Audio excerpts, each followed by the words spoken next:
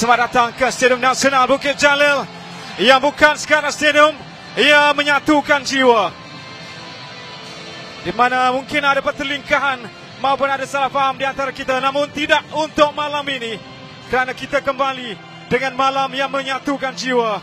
Jiwa yang cintakan bola sepak negara tanpa mengira bangsa, umur, warna kulit maupun agama. Malaysia dan Vietnam untuk perlawanan kedua kelangkaan Piala Asia 2027 di Arab Saudi.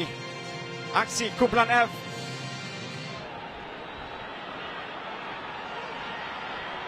Ya, bergandingan bersama Dodo Iman dan juga Boy Tendung. Antara lambung dalam kawasan penalti dikeluarkan oleh Garces. Bahaya untuk Malaysia. Peluang berjaya dinafikan. Desakan pertama yang benar-benar mencetuskan bahaya untuk Malaysia. Ya, satu tindakan yang tepat. Set piece begini membuat hantaran ke kawasan Pak Pus.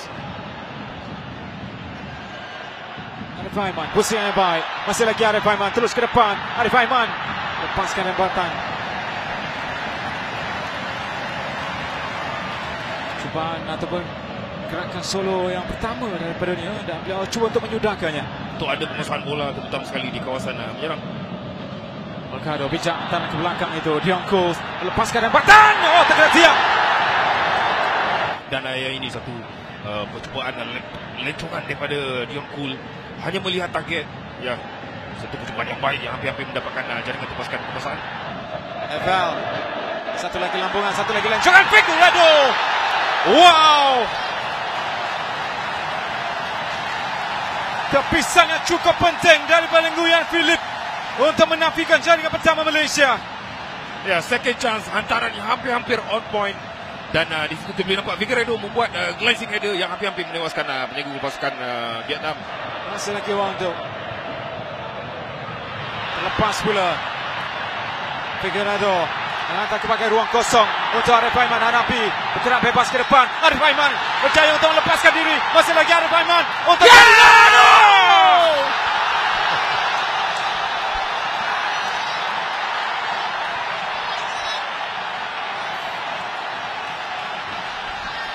Peluang terbesar untuk Malaysia. Peluang terbesar yang dimiliki oleh Arif Aiman. Bagaimana larian elektrik yang dilakukan olehnya. Ya, satu tindakan counter attack yang cukup baik. Dan potensi untuk mendapatkan jaringan agak tinggi untuk Arif Aiman. Waktu dirampas pula oleh Figueiredo, melarikan bola. Joao Figueiredo terus bergerak ke depan. Arif Aiman di sebelah kanannya. Joao Figueiredo dengan percubaan. Ya!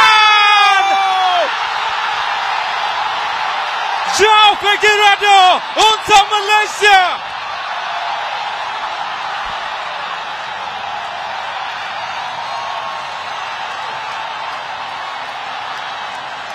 Dari Istanbul beliau datang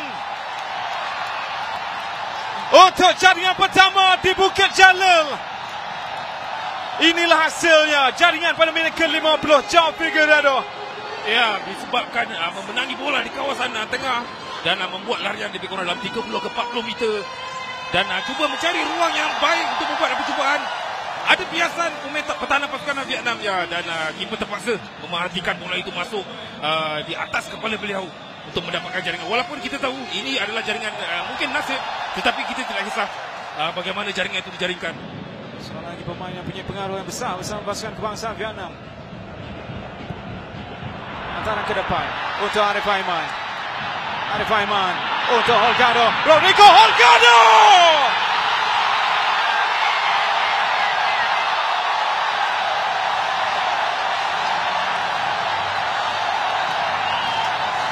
Beliau memberikan segala-galanya. Ya, untuk saya ini gerakan berpasukan, jaringan gerakan berpasukan. Arif Aiman bijak membuat larian ke hadapan dan dapat melihat di mana ada Holgado lari ke hadapan dan ya, jaringan yang mudah, yang simple dan jaringan yang on point untuk mendapatkan jaringan kedua untuk pasukan kekuasaan. Pengorbanan besar dan akhirnya lihat kepada ketajaman yang diperkatakan sebelum beliau hadir ke perlawanan ini. Boxing ada baik daripada Dionkos. Ada ruang besar di sebelah kiri dan kanannya. Dionkos bergerak bebas mencari Arif Aiman di sebelah kanan. Arif Aiman dengan hantaran untuk Corbinong.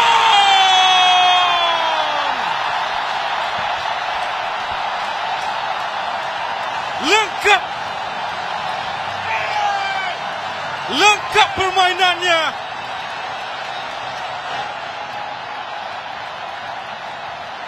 Dari tengah ke kanan dan ke sebelah kiri untuk disudahkan oleh Lavea Corbinong. Antara seorang lagi pemain yang wajar diberikan pujian dengan aksi yang cukup bertenaga, dan beliau menyempurnakan permainannya pada malam ini dengan jaringan ini.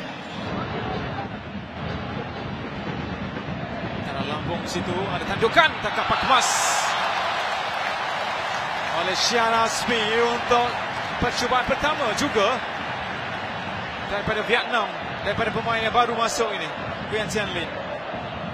Ya, menghantar bola di kawasan tengah. Satu lonjakan yang baik daripada Nguyen Xuan Linh. Dan kita boleh nampak ini satu tangkapan tandukan on target. Siapa dia ambil hantaran kepada Douglas Santos. Tandukan! Dionkos untuk menghangatkan lagi keadaan di Stadium Nasional Bukit Jalil. Bukan satu, bukan dua, dan juga bukan tiga, namun 4 jaringan untuk melengkapkan terus malam yang cukup indah di Bukit Jalil ini.